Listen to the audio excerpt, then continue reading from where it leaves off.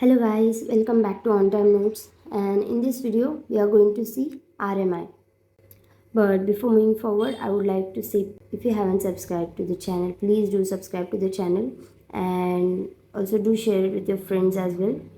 So now we'll see RMI. So what is RMI?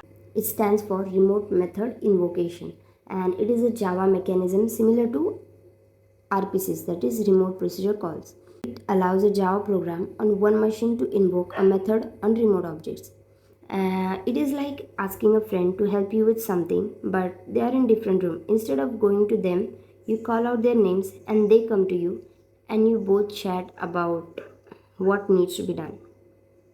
इस video में हम लोग देखने वाले हैं RMI, जिसका फुल फॉर्म है रिमोट मेथड इन्वोकेशन, और ये एक जावा मैकेनिज्म है सिमिलर टू आरपीसी से, मतलब जो अपना रिमोट प्रोसीजर कॉल है उसके सिमिलर ही है। ये क्या करता है, एक जावा प्रोग्राम को एक मशीन से रिमोट ऑब्जेक्ट पे वो मेथड इन्वोक कर सकता है।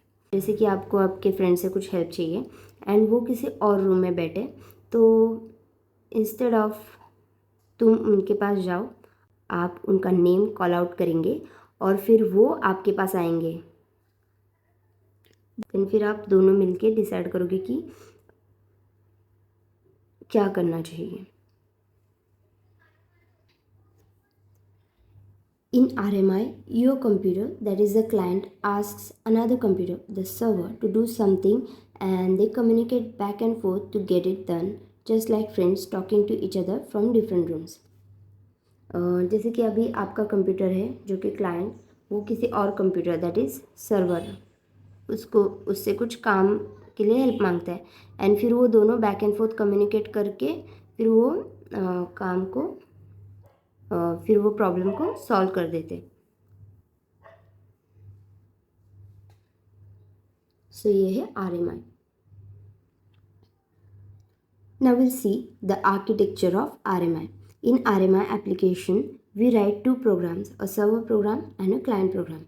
Inside the server program, a remote object is created and reference of that object is made available for client. And the client program requests the remote object on the server and tries to invoke its method. अभी हम लोग देखेंगे RMI application का architecture. So basically RMI application में क्या होता है कि हम लोग दो प्रोग्राम्स राइट करते हैं, एक सर्वर प्रोग्राम और एक क्लाइंट प्रोग्राम। सो जो सर्वर प्रोग्राम है उसके अंदर एक रिमोट ऑब्जेक्ट क्रिएट करते एंड उसका रेफरेंस ऑब्जेक्ट एंड उस ऑब्जेक्ट का रेफरेंस हम लोग क्लाइंट को अवेलेबल करा के देते हैं। एंड जो क्लाइंट प्रोग्राम है वो क्या करता है, रिमोट ऑब्जेक्ट को रिक्वेस्ट करता है सर्वर पे, एंड जो मेथड है उसको इन्वोक करने के लिए ट्राई करते हैं। This is the architecture for RMI application. Here we can see the client communicates with stub, then stub communicates with RRL, and RRL communicates with the transport layer, and that transport layer communicates with the transport layer of server, and then again RRL it communicates with RRL, and then RRL again communicates with the skeleton that is on the server's server side, and that skeleton communicates with the server. सो यहाँ पे एक diagram है architecture of RMI applications का। यहाँ पे क्या होता है, क्लाइंट स्टब के साथ कम्युनिकेट करता है, फिर वो स्टब जो भी डेटा है उसको अनपैक करके RRL को दे देता है, फिर RRL उसको ट्रांसपोर्ट लेयर की हेल्प से सर्वर को भेज देता है, मतलब उसका भी ट्रांसपोर्ट लेयर है उसके पास गया, फिर वो फिर से RRL के पास, मतलब लोकल जो रन टाइम है RPC रन टाइम वो है RRL। सो ये क्या करेगा, स्केल्टन को देगा, फिर वो स्केल्टन एज ए स्टब यहाँ पे वर्क करेगा। तो क्या करता है कि वो अनपैक करता है, सर्वर को देता है, फिर सर्वर वो उसको एग्जीक्यूट करेगा, फिर वो डेटा को पैक करेगा, पैक करने के बाद RRL के पास देगा, RRL with help of transport layer client के ट्रांसपोर्ट लेयर को उसको देगा, फिर RRL के पास जाएगा, फिर स्टब के पास जाएगा, फिर वो उसको अनपैक करेगा, क्लाइंट को वो रिजल्ट दे देगा। तो ये है अपना architecture of RMI application. So now we'll see the working of RMI.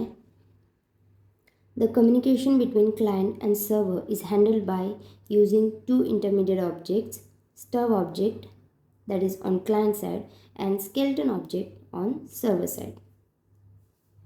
So here we can see how RMI works.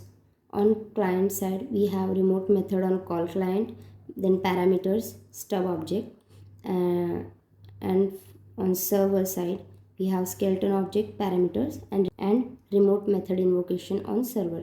So here we can see stub object and skeleton objects are connected via internet.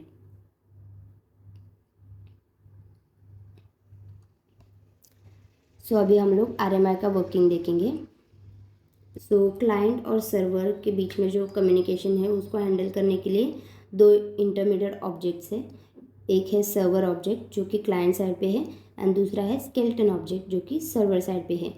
And इस diagram में हम लोग देख सकते हैं client में अपने पास है remote method call on client, फिर पैरामीटर्स एंड स्टब ऑब्जेक्ट, और सर्वर साइड पे स्केलेटन ऑब्जेक्ट्स, पैरामीटर और remote method invocation on server. और यहाँ पे देख सकते हैं स्टब ऑब्जेक्ट्स और skeleton objects with the help of internet connected है। So when a client makes a call to remote object, it is received by the stub, which eventually passes this request to RRL. And when client side RRL receives the request, it invokes a method called invoke of the object remote reference, and it passes the request to the RRL on the server side. And the RRL on the server side passes the request to the skeleton, which finally invokes the required object on the server, and the result is passed all the way back to the client. So what happens? तो यहाँ पे क्या होता है, जो कि client है वो कॉल करता है रिमोट ऑब्जेक्ट को एंड वो रिसीव करता है स्टब जो कि क्लाइंट साइड पे है, एंड इवेंचुअली वो रिक्वेस्ट को RRL को पास कर देता है। फिर जो क्लाइंट साइड पे जो RRL है वो रिक्वेस्ट रिसीव होने के बाद इन्वोक मेथड कॉल करता है जो कि एक ऑब्जेक्ट रिमोट रेफरेंस है, जो कि ऑब्जेक्ट रिमोट रेफरेंस का मेथड उसको इन्वोक कर देता है एंड फिर वो पास करता है रिक्वेस्ट RRL से। सर्वर साइड पे जो RRL है उसको वो रिक्वेस्ट पास कर देता है एंड जो सर्वर साइड पे RRL है वो क्या करता है, वो रिक्वेस्ट को स्केलेटन को देता है एंड स्केलेटन फिर वहाँ से जो भी रिक्वायर्ड ऑब्जेक्ट है सर्वर पे उसको इन्वोक कर देता है एंड फिर सब होने के बाद जो भी रिजल्ट है वो all the way back client के पास पहुँचा देता है। So this was it for the RMI, that is remote method invocation, and I hope you found this video helpful. And if you did, guys, please don't forget to like, share and subscribe to the channel, and also do share it with your friends. Even if a little bit of this is helpful, guys, please do like, share and subscribe, because your one subscribe, like and comment really means a lot to me. And thank you for watching till here.